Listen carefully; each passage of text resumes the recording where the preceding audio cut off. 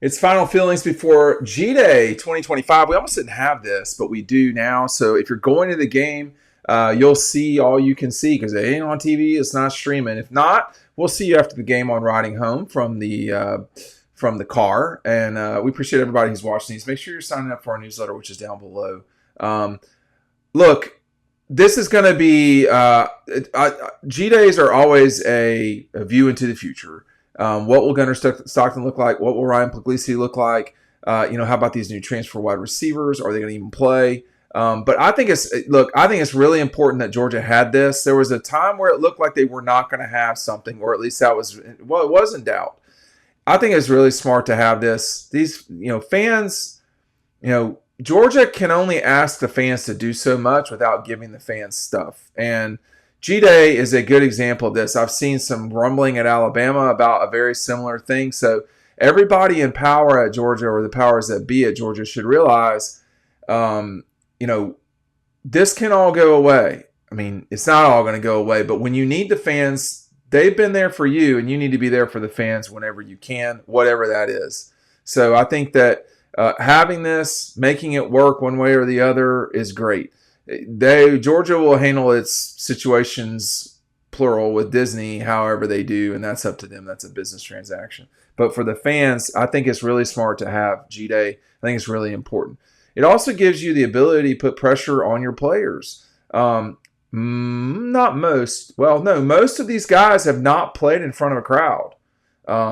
You're talking about 30 newcomers who've never played at Sanford before.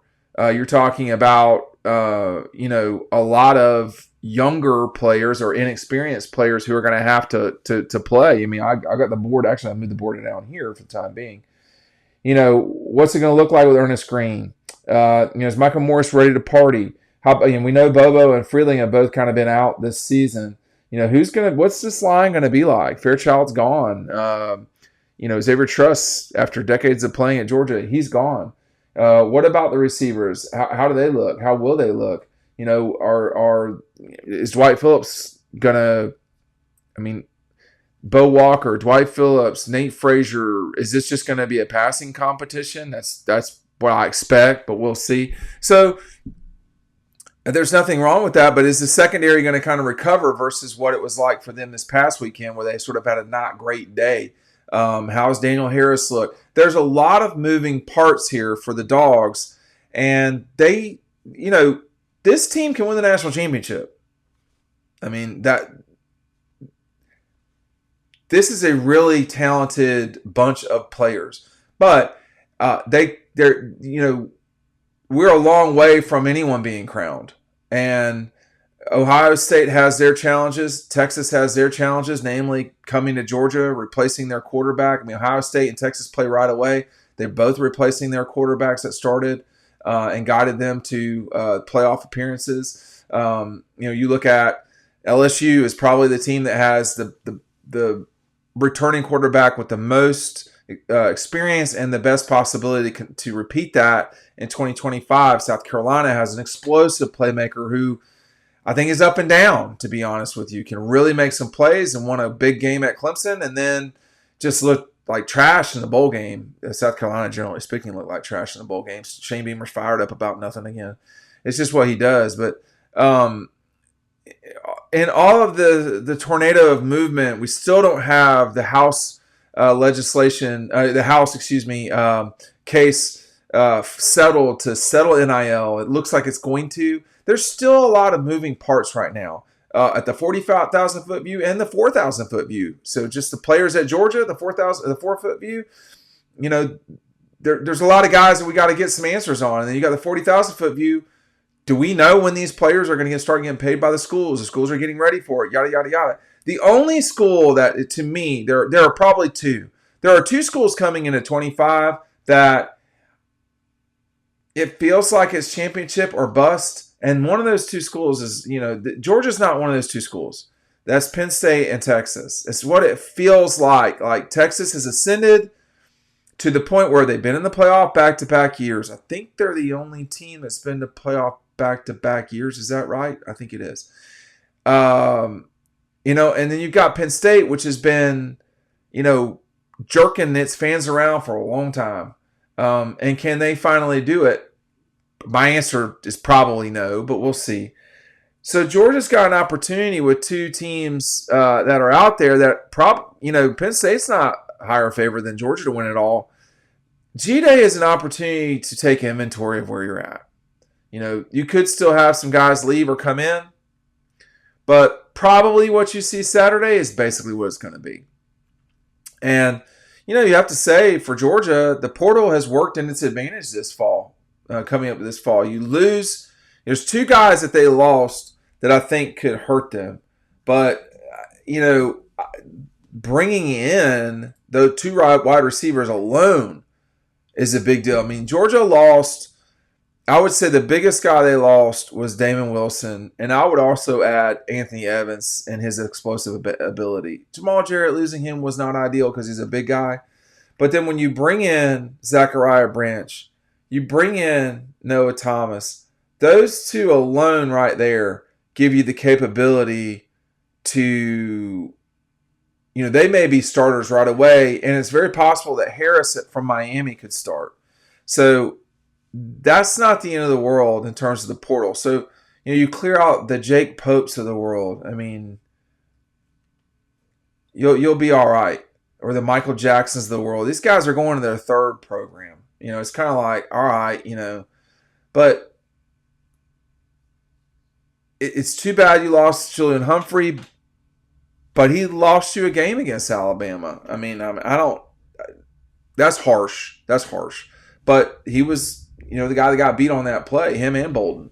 But Bolden's going to be here for a while, and that was Bolden's first rodeo, basically. So how does KJ Bolden look? How does this secondary look? How are things building? What does the offensive line look like? Are they running the ball effectively? Are they slowing the ball down effectively with the run?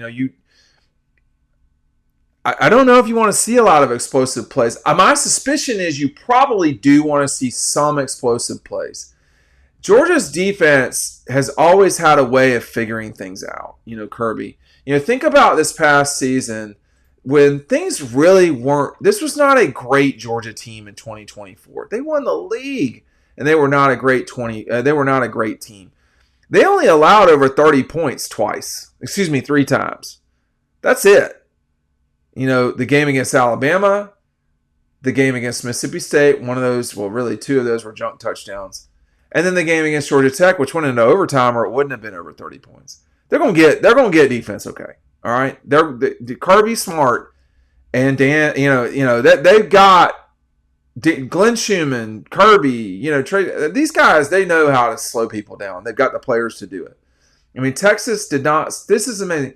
Texas did not score over 20 points against Georgia last year. That is shocking. Notre Dame barely did. Notre Dame did not on offense. So when UMass is one of the teams that's probably more effective against you offensively, that's pretty good. Clemson, 3 points. Tennessee Tech, 3. Kentucky, 12. Auburn, 13.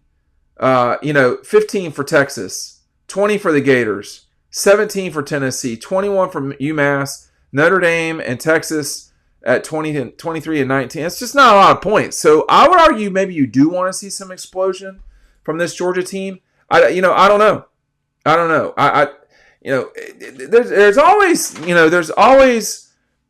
There's always Doomsday Dog and Disney Dog ways to look at these things. I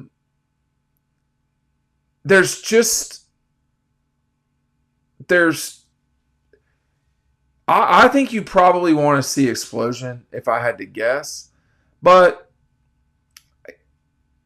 we'll see. I think people are going to freak out if they freak out, and I don't think there's going to be much of that. I think what we're going to see is hopefully a very crisp, well-played spring game or spring drills. I don't know. I don't know if they're going to be, this is going to be a game or not. My suspicion is it will be, maybe some drills sprinkled into it.